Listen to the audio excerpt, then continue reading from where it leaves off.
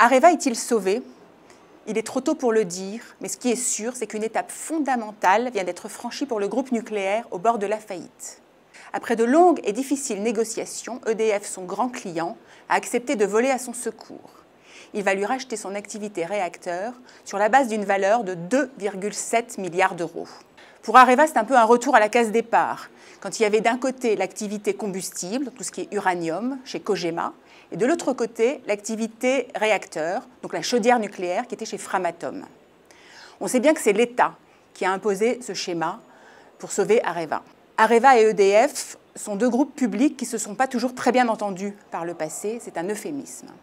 En demandant à EDF de voler au secours du soldat Areva, le gouvernement a voulu redonner une cohésion à la filière nucléaire. Cette vente va permettre à Areva de remplir un peu ses caisses, de 2 milliards d'euros, voire un peu plus.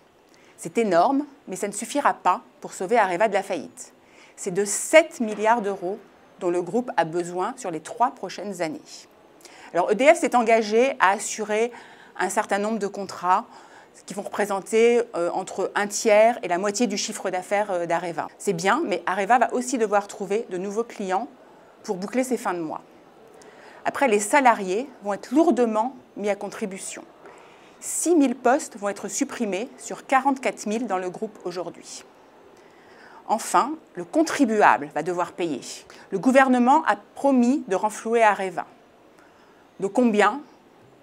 Le montant sera déterminé à la rentrée, mais on sait déjà que ça sera plusieurs milliards d'euros.